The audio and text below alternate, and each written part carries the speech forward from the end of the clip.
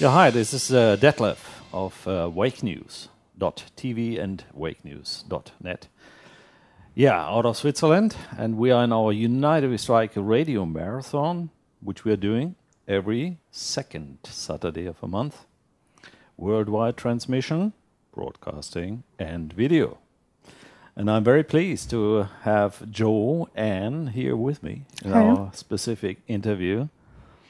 And she's staying here, taking part in a seminar and a workshop. And she's going to tell us about her experiences, what she has been learning, and what she's doing, and what we all should profit of, right? Yes, absolutely. Okay, so Joanne, maybe you present yourself first. Yeah, sure. So I'm from the UK. I'm a hypnotherapist and EFT practitioner, energy healer, and I've had clients come to me with some unusual things that I know other people didn't believe the clients. Some of those things were like entity attachments or seeing demonic entities, etc. And people said that they were losing their mind. Because I've done a lot of work on consciousness, I've looked at conspiracy facts, I came to the conclusion that there may be something in what these clients were saying, but I didn't know how to help them. So what I decided to do was seek out support and guidance, and I found Sandra Fecht on an interview with a chap called David Whitehead. Right. And the interview resonated with me. Sandra is trained in psychotherapy over 40 years ago. She has over 40 years experience of working with clients, and she was talking about how certain people were presenting themselves with things like abuse, ritual abuse, and she said she didn't really know how to believe it in the first place, but then she discussed how some of the things she talked about resonated with what was presenting to me, and I didn't know what to do, so I thought I would contact Sandra. That's a pretty one, and I tell you, we have this topic of satanic ritual abuse, for instance, and trauma-based mind control, which is obviously also a topic here in our UNITEDWESTRIKE broadcastings, and we individually report about this. So I'm very, very happy that you can give us your impression on the topic. I mean, the topic itself is so mind-blowing, isn't it? Absolutely. I mean, as a normal person, yes. you don't like to think that something like this is possible. Yeah. But when people come to you and tell you that they've experienced something like this, you have to listen to what the clients are saying. Yeah. And because we're not taught about it traditionally across any kind of therapy, it's difficult to know where to start. Fortunately for me, I'm very much into quantum physics, consciousness. I look at neuroscientists' work. I have this brain like a sponge that looks at stuff like this. Wow. And I'm very aware of energy, everything in the universe is energy, how our thoughts and feelings affect that energy, how rituals, times, dates, places can impact energy. And the ritual abuse or the ritual practices coincide with the knowledge that I was gaining outside of that arena. So when you actually understand that it is possible to change things through practices, and then people tell you that people are doing these things to them and then they're impacted energetically, spiritually and emotionally, it makes you realise that it's possible to change that person, and then therefore it must be possible to change them or heal them or show them how to heal themselves. Yeah, and this is not just a few people which come across this satanic ritual abuse. It seems to be quite a few. Well, for me personally, it was a few, but when you start to look into it, yes, and you really do start to investigate, it's out there. There's lots of people on the internet talking about their experiences, lots of adults talking about going through this in childhood. lots of therapists now coming forward with different techniques and modalities, just like Sandra. Yes. And so the fact that there are so many people out there talking about this stuff, there's got to be something in it, and it seems to be worldwide. Yeah, I mean, this is amazing. I mean, basically, we all sort of have the information that we are living in a matrix. Mm-hmm. That fits with just like the film, The Matrix, if you want to. So this is quite amazing that this may have to do with each other. Absolutely. So that this is systematically done, or systematic abuse. Is that your impression? Absolutely. I mean, if you just look, if you do some research on this, if you look into the word occult, it means hidden knowledge. Yeah. And when you look at occult practices, it tends to be within secret societies. Yes. And they use things like sacred geometry, shapes, energies, frequencies, rituals, places where ley lines cross, where there are vortexes. Yeah. So when you actually start to investigate this and you look into the true science of it, it all makes sense. The reason it doesn't make sense to the general population is because the general population isn't taught about this. If anything, we're taught to police ourselves and ridicule anyone who looks at this kind of stuff. Yes. Because it looks crazy, because it's not taught in schools. But when you actually start to look at the true science, when I say true science, quantum physics, and how energy responds to thoughts, feelings, etc., it's a big paradigm shift from what we've been taught in schools. And one of the reasons, because most people are not aware of the subject or of the issues, is that the regular press or media are not reporting on this. Most probably because they are being controlled by just a few who control or help controlling this matrix, is it? Again, if you look into this, and I can't actually prove this, but my summation of when I've looked into it tends to be that people who get key positions across organisations across the world are the ones involved in it. And anybody below that, if they want to keep their job, they have to toe the line to do what they're told to do. And if they dare to report on something that doesn't toe the line, they'll lose the job, or they'll be ridiculed. So, I mean, a prime example is David Icke. He was ridiculed completely and made to look like he was crazy. Yeah. And when you look into a lot of his stuff and you understand quantum physics and spirituality, it makes sense, a lot of it. Yeah. Now, you are in sort of this particular profession as well, in order to help other people, especially in the energy area. Now, can you explain a little bit to our audience what this would be looking like? Yeah. So if I take my area of expertise, or where, what I do as a day job, I'm an EFT practitioner. So that's Could you explain this, what this means, EFT? So EFT stands for Emotional Freedom Technique. So effectively, whenever we have an emotion, it tends to display itself within the body. If it's a high vibrational emotion, such as happiness, joy, enthusiasm, we feel good. And those frequencies actually operate within nature in a self-organizing manner. Yes. So the cells of the body work effectively, we're healthy, our immune system works well, we think clearly, and also energetically, what quantum physics is proving, that we put out a higher vibrational energy out, we attract good higher vibrational things to us.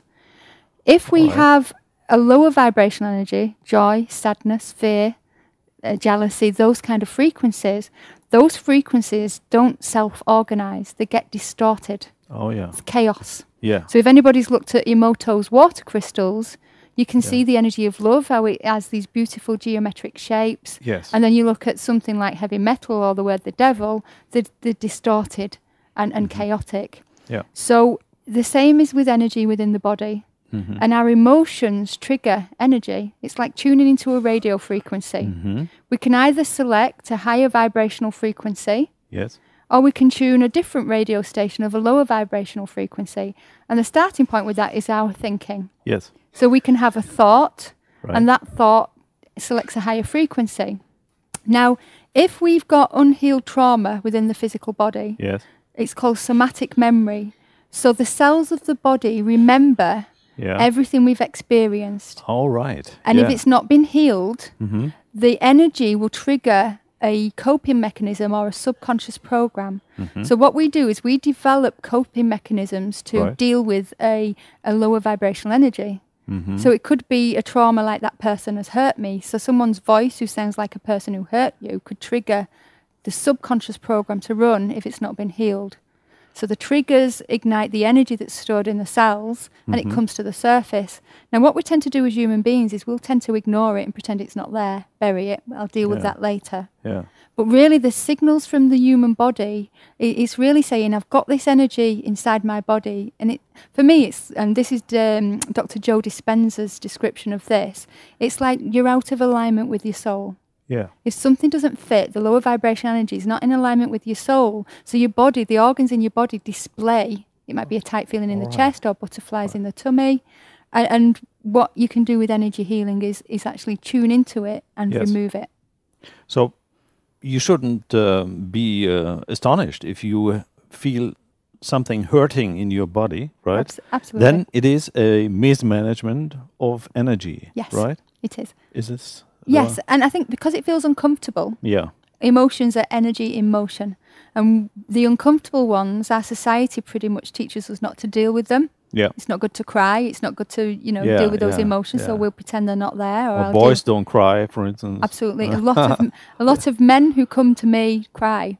Yes. And it's not because I beat them. It's because... they are not let in society to let out their feelings. They feel safe on a subconscious level to be able to go to that place that they've been avoiding. Right. It's an opportunity to heal. And every time something inside of us is triggered, it is actually an opportunity to heal. Yes. And when we look at the shadows and we go into those places of pain, once we transcend it, once we actually get rid of the emotional charge, then it becomes wisdom. Yeah. And that's, again, another Joe Dispenza quotation. Well, I think we could continue for hours. I mean, just listening to what your experiences are. But now you have a practical office in the UK or in England? I do, yes. I'm based in Hull, Hull, in the northeast of England in Hull. Right. My website is www.hypnotherapisthull.com. And I have a therapy room at home. Yeah. I work from home. So, well, you will have lots of clients who come from the area, yes, most probably. Yeah. But if you're interested and you live in Canada, Australia, or wherever, visit her. Get in contact with her. Now, would you like to give an email address, or would you like us to pass information on to you? Yes, I can be contacted at info@mesmermorphosis, which is MESMERMORPHOSIS. Yeah, we will put the information in the film as well. So don't worry. You will get it. I mean, life isn't just simple. It is a little complicated, right? That's why we're here, isn't it? Absolutely. Yeah. Now, Joanne, this is great. Now, is there anything particular you want to pass on to our audience? What should people do? I mean, if they feel uncomfortable, if they feel they're out of line, they're not in the midst of their soul, if you wish to. What should they do? So I want people to know that they don't need to continue to suffer with emotional trauma, emotional pain, unwanted emotions. And when we talk particularly on things like satanic ritual abuse, what we've got is a world in the main that's denying it's actually gone on. Yeah. So for me, I'm quite passionate, first of all, about people being open to the fact that it really does exist, to the possibility of that, to not ridicule people who are talking about this and to keep an open mind. Yes. And for those who feel unsafe and don't know where to go, to seek out therapists, because people around the world are realising now that this is going on, that the people aren't crazy. It's what they've experienced that's the insane, crazy thing. Yes. And to believe that it's possible to heal any trauma, and there are numerous techniques out there. And what I hope is lots more therapists will train in this field so we can handhold people as they heal. Yeah, because we are all one in the end. It's all energy. Yes. And we have to get back to our midst. We have to raise our frequency. Absolutely. As well. Because if we do, then we can heal the world, sort Absolutely. of. Isn't it? Love is so much more powerful than fear. Wow. So much more powerful. So let's have this, and if you have questions to Joanne, please contact her. And we do thank you for being here and giving us this great interview. Thank you. Let's go. Let's do it. Thank you. I'm very happy to have Fran here with me as our interview guest, and she's participating in one of the workshops which is taking place here in Switzerland. So we took the chance. Yeah. Fran, maybe you can talk a little bit about yourself, your experiences, and what you want to tell to our audience. I would be happy to. Yes. My name is Frances Toes, and one of the things that I can contribute to a seminar like this is that I was satanically ritually abused in a number of ways.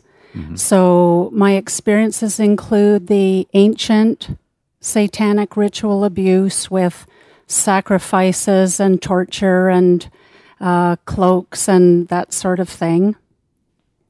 It also includes the scientific type,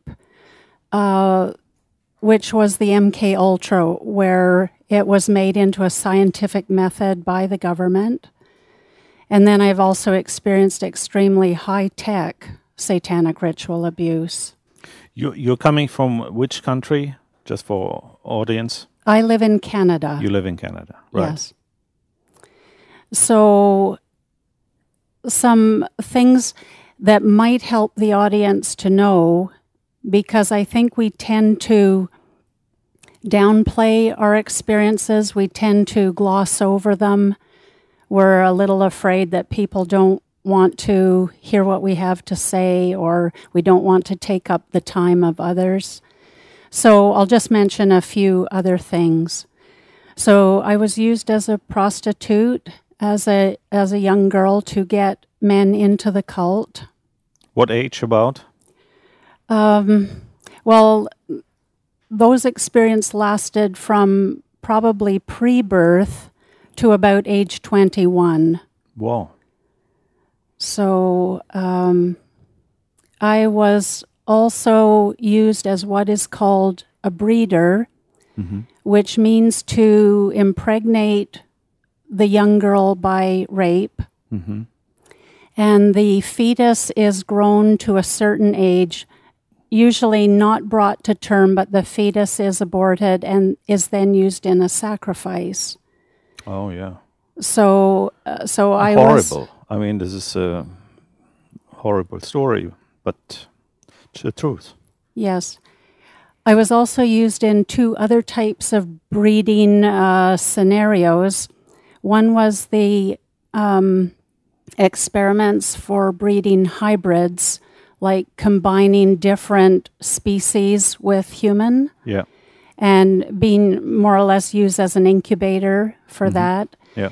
And then there was also an extensive experiment over a long period of time, a very esoteric breeding program with what we would consider a mythological being. It's just a being that comes from another dimension. Yeah. Being rebirthed into our world, or?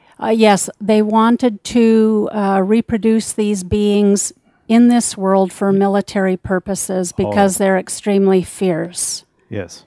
So when I started in that program, it was unsuccessful.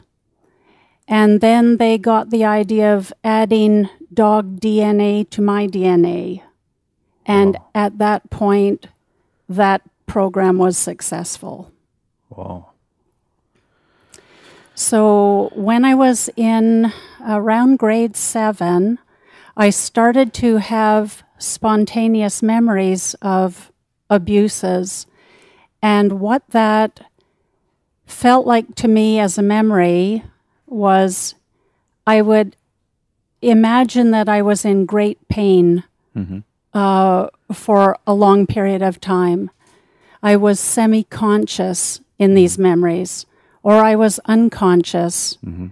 There were things like torture and perverted sex. a lot of pain. And I think it's a very interesting feature that in those memories that I had, there was always a young man my age who the same thing was happening to him, and that we helped each other. And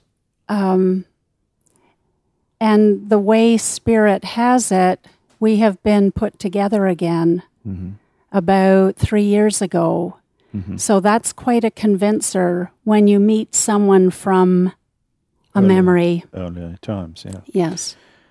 Now, this is a horrific story, but it doesn't necessarily mean this has only to do with you, but it's spread. I mean, this ritual abuse seems to be worldwide, and not just particular individuals, but it's on a mass area, isn't it? Yes, it seems to be. And there have been conservative estimates that 1 person in 3 is not enough to say how much this goes on. Oh, that's incredible. And how did you handle this? I mean, this is a horrific experience for yourself. And how did you deal with this? I mean, when did you become conscious to the fact? At what age or at what point of your life? It is a fact that when a young child experiences deep trauma, they cannot handle it because they would just want to check out and die. Yeah. So what the brain does, it excretes cortisol and the memories are suppressed. Yeah. They do exist in the cells of the body, in the subconscious mind. But when the person is ready to deal with it, those memories rise up. So when I was in grade 7 having those memories, I just thought I was a weird kid. I had nothing in the rational world to explain what that was. Yeah. So I just thought I was strange and very needy. But what happened, I really do say that Spirit puts things together. But you looked for help, from other people or from institutions, or? I did, but not for that. Yeah. At a certain point around the end of high school, my life just started to plummet. I entered a period of decades of very deep depression and very low functionality. There were times when I couldn't talk. Oh, dear. There were times when I actually saw in black and white. There were times when it was so hard to put one foot in front of the other, like every step was a chore. Yeah, Heavy. Very heavy, and I was walking through a black mist all of the time. I also thought that my eyes were like black holes. You know, in astronomy, a black hole sucks everything in, and everything was being sucked out of me. And if anybody came close, they'd be sucked in and disappear. Oh, dear. So it was very extensive, and I actually had a gun in my hand to kill myself. But I'm just saying that to let you know how it can affect a person. I always took low-paying jobs. I've had maybe 40 jobs in my life. I could never make a decision. I never knew what I wanted to do. These may be some symptoms that people in your audience will recognize. For themselves. Yeah, for themselves. And it's not just them. It's something that has maybe happened to them. Yes. Yeah. Yeah, I mean, but what would you tell people? I mean, how can they, deal with issues like that? I mean, there may be other people listening or watching us video asking themselves, well, I have the impression, it may have happened to me as well. Yes. What would you say? What could they do, or what should they do? Honestly, Detlev, I am so hopeful and optimistic because I have found what I was looking for. other therapists that I went to before I met Sandra Fecht, they didn't know what the root cause was, and they weren't willing to explore that. And so they couldn't offer me any help. Yeah. But Sandra, we're well matched in that she is an energy healer. Yes. And what I'd like to say is that satanic ritual abuse there's a lot on the physical level. We see the very brutal, cruel, torturous things, but that is not the end game. Yeah. What they are really going after is our energy. Yes. We are not even taught in Western culture about our energy field in general. Yeah. And in fact, knowledge of the energy field is suppressed. But it is the end game of Satanists to take that energy field apart, use it for their own purposes, as food, as energy for them, as entertainment. They can leave dark things in us. But when you go to the root, like the energy healing, it really works. And I'm not sitting here like a victim. Yes. I am actually delivering an extremely hopeful, optimistic message. So you can basically become normal again, even after such an abusing experience? I'm going to agree with you, but disagree with you. And I'm going to say that you can become super normal. Wow. Yeah, I think that's a good one. Yes. Yes, because what we see is that let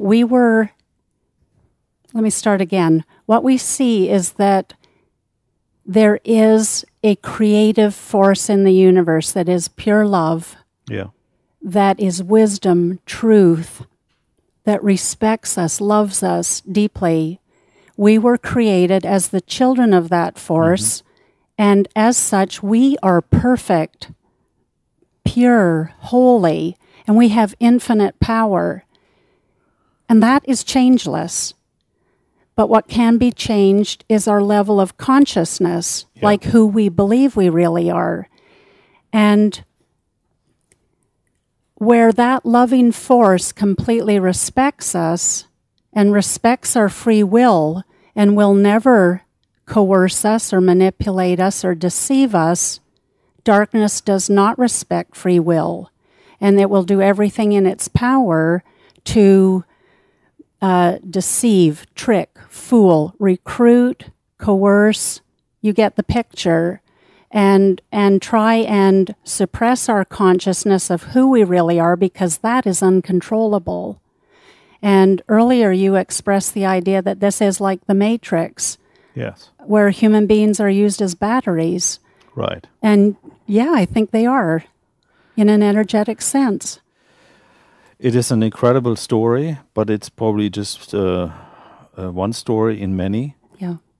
And don't be afraid. Just go for it and take the energy path back to the roots.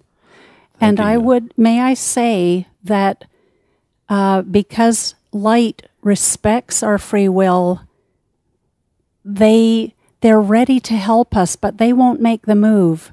They honor us by letting us ask. So everybody, please ask for help from light. Let's go for it. Yeah, Detlev of Wake News Radio, Wake News TV, in our UNITEDWESTRIKE Radio-Marathon, every second Saturday a month. Please tune in. Our website is UNITEDWESTRIKE.com. Yes, and I have Christine here as a guest. And she has been attending a conference here, a workshop, talking about ritual abuse, satanic abuse, and methods to heal people who are in distress, especially in this matter.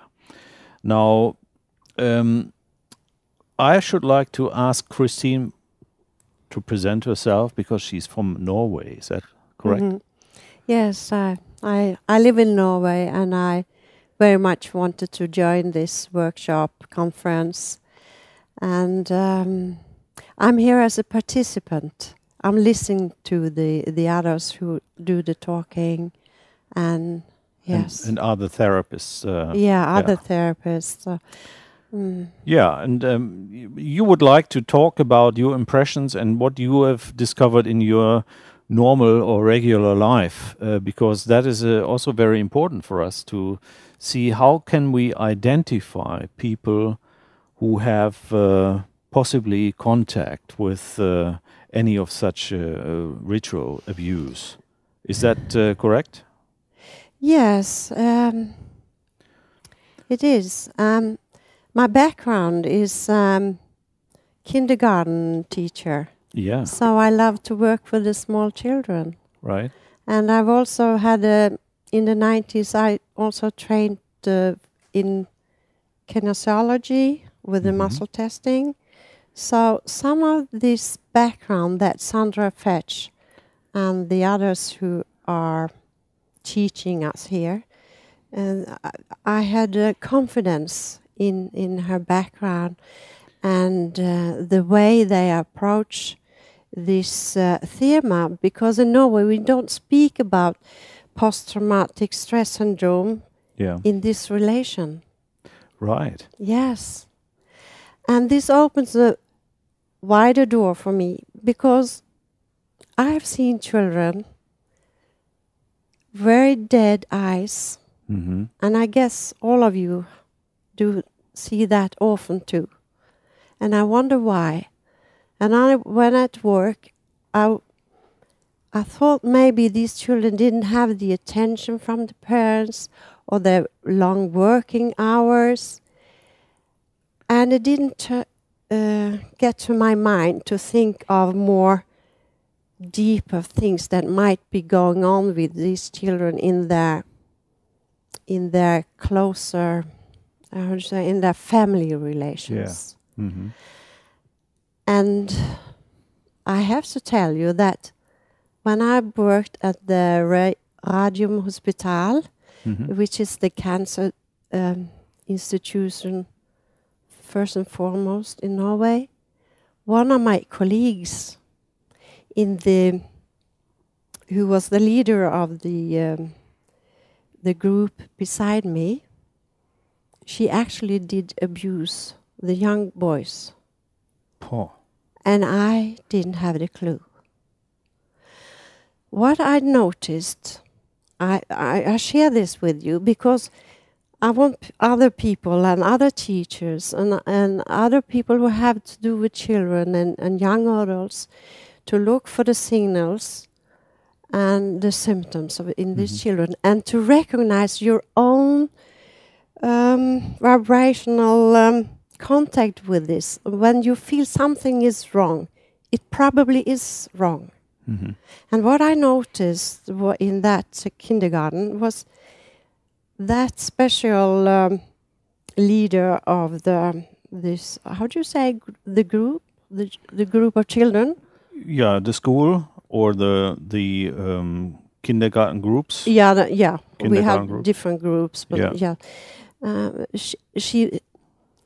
she bought toys for them, toys that we in the other groups thought we don't need here, or we leave that to the parents to choose for the children Or at Christmas. adult game. No, I'm toys, sorry, children's toys. Okay. And she said, "Oh, you can come with me and play inside while the others are outside." Ah, okay. So there was some strange thing, and I saw these. I have a special memory of 4 boys sitting on the row in the wardrobe, Yes. waiting for her. All right. And they had a plea in their eyes, which I didn't know how to deal with. Yeah. And yeah, So they were sort of afraid of her and I afraid guess. of the things coming on to them. I guess so. Yeah. And without speaking, they talked to me by their eyes, Yeah. Through their eyes. through their eyes, for help. but I didn't know how to behave or what to do, and I had no clue in my imagination what this was all about. And 3 or 4 years later, after I had left that job, I how do you say, the chief of the kindergarten. Yeah, the head of the head of kindergarten. it. She came, and Christine, do you know what had happened? Oh. Yes, and she was as totally shocked as me. So. Wow. So this happens basically in your daily life. Yeah. If you give your children some place, you should be very aware alert of the possibility that something may happen. Yes. So you need to be alerted up front and inspect the institution where you send your children first. Yeah, you can't really see anything by I think you have to listen to the child. Yeah. First and foremost, and to your own inner self-knowing. Yeah. You know, that basic feeling in the gut. Yeah. The stomach, the stomach. gut feeling, right? Yes. Now, Well, but you discovered that the misuse had taken place, but you know it was suppressed as well by the authorities or police. And what happened? I'm sorry, I had nothing to do with it afterwards, so I don't know. Oh, you don't know, so you didn't follow the news there. I guess there was no news about it, and this has repeated. All right. I've come in touch in different ways with children who are being abused. And what has lately happened in my small town where I live, in the south of Norway, there was a young woman who have wrote about it on her blog. The misusing of her boyfriend, who had been raped and tortured when he was in school. He was 9 to 10 to 11 years. And not only him, but the three children in his special class, because they needed special attention. And in this story, I never heard about it before, but I knew that one of those boys, he committed suicide. Oh dear. Yes. Yeah. So it's pretty bad. Later in his life. Yes, because you really can't survive. Yeah. Yeah. Like we heard with the other one here. Now, Christine, what did you take out of the workshop? I mean, what was the most important issue which you learned, and what is your perspective out of that? That these things goes on, and the post-traumatic stress may not just only have to do with your homework or your situation that we normally would consider. The abuse is very much real, and that I have really much confirmed here. And this has broadened my mind to accept how the world is. What kind of world are we really living in? Because there is so much beauty and good things and light things and enlightenment in many levels. So we also have to clean up this darker side of our society.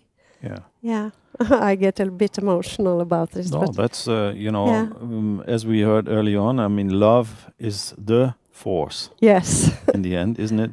Yeah. So, I thank you to be so open with us, and we appreciate this. And if you want to contact Christine, she's given us the permission to send your questions, requests, or contact wishes to us, radio@wakenews.net. And we do thank you. Christine, a last word to our audience? Don't hesitate to take contact with anybody or with these people who are competent in helping you. Yes. So let's make it a better world. Yes. Thank you. Yes, Detlev of Wake News Radio, Wake News TV. We are here in our UNITEDWESTRIKE Radio-Marathon. And don't forget, every second Saturday of a month, worldwide, broadcasting. First hour in German, with me from Switzerland, and then afterwards everything is in English. And English is the topic of today, right? Sandra, that's right. you are English. Well, I was originally born there, but raised in Canada. See, so she has advanced from out of England to the new world, Yes, right? for sure. Yeah, Sandra, now you are a famous human being. That's news to me, but go on. And I'm happy I have you here. And you have been taking part in this workshop here in Switzerland. And we captured her immediately, right, for this interview. And you've been participating in, experiencing, but also teaching or showing ways out of difficult situations. And I would be glad if you just present yourself to the audience who do not know you and explain a little bit what you do and, hand out a bit of your knowledge for all of our audience. Okay, I think also I'm going to give a bit of background. Sure. Okay. Yes. I started out as a counselor decades ago, and before we ever heard of sexual abuse or anything deeper than that. And in 1970 to 74, I lived in the Northwest Territories, where the First Nations children told me about the abuses that were going on at the residential schools. But when you're in denial about something or you know nothing of it, it goes over your head. It means nothing when someone talks about these things. You miss all the clues. And after leaving the North, I worked in a training school for wayward girls. And some of them had been prostituting since they were 9 years old. And as a group of clinicians, we never asked who was the person who got them started on this, how did they know how to do it, who collected the money. We just thought they were bad girls. We would sit around trying to figure out what happened, why would these girls do this? But we never, ever thought of sexual abuse, which is ridiculous, when you think about it now. Any school child would know now. Yeah. In 1981, I went to work at the hospital in Orillia, Ontario. And again, we had clients that were doing horrible things to themselves, and we never thought of sexual abuse. Then there was a training program that was offered through the Children's Aid Society because they had children they knew had been raped. Yes. I took the training program, which was 5 hours a week for 2 years. We had to volunteer. And after a while, I realized that the adults I was dealing with at the hospital showed the same symptoms as the children that I was dealing with in this voluntary program. And I brought it to rounds at the hospital, and they obviously received it very poorly because they were all in denial as I had been. And it was a very, very difficult time for me to work at that hospital, having said that I think some of the clients have been sexually abused. Yeah. It took several years for them to follow up on that. But that experience was very valuable to me.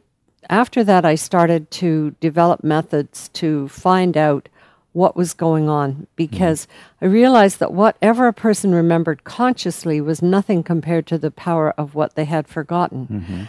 And I didn't know, at that point there wasn't research out of UCLA talking about the power of cortisol to pack it away because you couldn't process the memories and all that. All I knew was that they didn't remember all of it. So I took a great many training programs to figure out how to get the information out of the person. And there were a couple of other people who were interested in doing that at that time, but we were in a minority.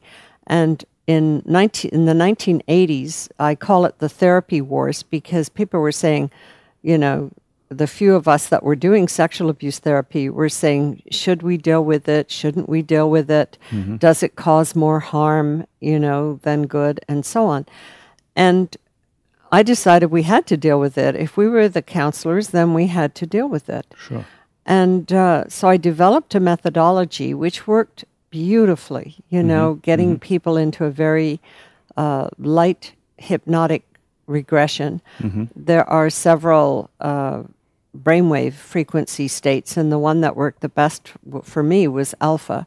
So if I got them into an alpha brainwave state simply by closing their eyes and relaxing, then they could access the information.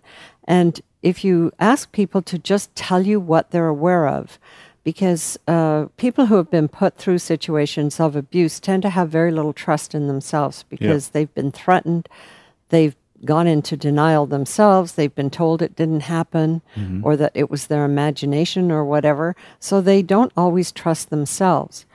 And if you can encourage the person in a light alpha state to just go with whatever comes forward and to follow up on all the tiny clues, they present a lot of information. Eventually, what started to happen was the information that was presented started to include things like cloaks and sacrifice and blood drinking and murders, this sort of thing. And at first I came from a medical model, so I just thought they're crazy. This is not true, and they are crazy. But you have to have convincers when you are doing any kind of recovery work. And the convincers that I use are if I've had the experience myself, if it's in the Bible, if science proves it, if it comes from another culture as well, or if I've heard it many times. Yes. So I would run something through several of those tests before I felt that for me it was true. It may not be proven generally, but I had convinced myself that this was true. And after you hear the same cloak and blood drinking and blah, blah story, 100 times, then it's like, this really has to be true. I can't go into denial anymore about this.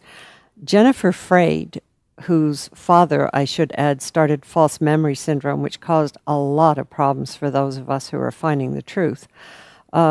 She's a professor of psychology in the States. I can't remember the university right at this moment, but she has coined something called societal betrayal. Societal betrayal. And it's when we all cover our eyes because the truth is too difficult. It costs too much for us to accept. Yeah. And we are all in denial right now. We are all committing societal betrayal. We are denying the victims, the children, the adults that are being kidnapped, that are being tortured, that are being murdered for this stuff. And to protect our own sanity, to protect our own way of life, because we have a very difficult time facing this. Nonetheless, it's going on. And my purpose, my goal is, first of all, to help the victims of this, to say, you're not schizophrenic, you're not crazy. This stuff really happened to you. And when they're able to face their own story, then the symptoms go away. And then the doctors say, well, it couldn't have been schizophrenia. I mean, you are therapists and you are offering help. Yes. Right? Now, at this moment, it's politically difficult for me to call myself a therapist. All right. Because there's a new law in Ontario that you have to belong to a certain organization, and I haven't quite joined yet.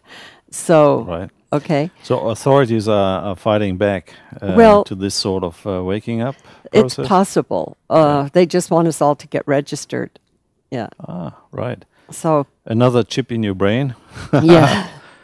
So anyway, so I have to be registered. Until then, I have to call myself a counselor. But well, it's a good one too, counselor. Yeah, that's why I'm saying counselor. So anyway, I started to go down this rabbit hole of information that Alice's rabbit hole, right? Yeah. Well, we know that. It's really crazy making. Yeah. And at some point, because once you accept that certain things are going on, your whole view of society changes. Yes. And it's a real paradigm shift. And I thought I was really losing it for a while. It is also the level of consciousness you are entering, right? I mean, to become conscious is the first step, anyways, isn't it? To wake up. Yeah, to wake up. Yeah. So I started. I really thought I was losing something, and I went to my hairdresser, who said, "Well, haven't you heard about David Icke?" And I said, "No, I hadn't." She said, "Well, read David Icke." And he wrote a book which at that time was entitled The World's Biggest Secret, and it's now been changed to The Biggest Secret. And in The Biggest Secret, David Icke outlined everything I had ever found. And so I knew everything, including the strange stories about lizards, had to be true. Yes. Like when I first heard those stories about, well, there are these dinosaur things walking around, people are in their light regression. Mm-hmm. And I remember the first time it happened, I said, well, quit avoiding the real topic and get on with it. But that was the real topic, and I missed it, I missed it many, many times before I started to pay attention. Yeah. So not only do I want to heal those or help heal those, heal themselves who have been through this, and to wake people up to the fact that this is going on, but I would also like to have every counselor, therapist, energy worker, doctor, teacher, and so on who is out there listening to this to realize this is happening, and it's happening right under your nose, and you're missing it the way that I missed it and the way others have described they missed it. And it would behoove them to get some education on this subject so that we can start a groundswell movement to protect the children and heal those out there that have been put through these terrible, terrible rituals. Because we all depend on this, and the whole world, a new world, which we would like to have, or our conscious level would like to have, has to happen. So how can people contact you? Well, my email is Sandra, Sandra, Fecht, F as in Frank, E, C, H, T as in Tom, at Rogers, ROGERS.com. Yeah, and if you like to talk, to Sandra or want to have some information from her, why don't you contact her? I do thank you being here. We are at the end of our show. Last word from you to our audience? The last word from me would be that it is a great world, and every one of us is an amazing miracle, and you would be incredibly surprised and delighted by what you could do once you take the blinders off of your eyes and see who you really are. And that's the joy of doing the workshops that I'm doing. Yeah. So be confident, we will win. Thank you. Thank you. Join UnitedWeStrike.com radio on the second Saturday of every month for our live international radio marathon. Don't buy, don't comply, ask why.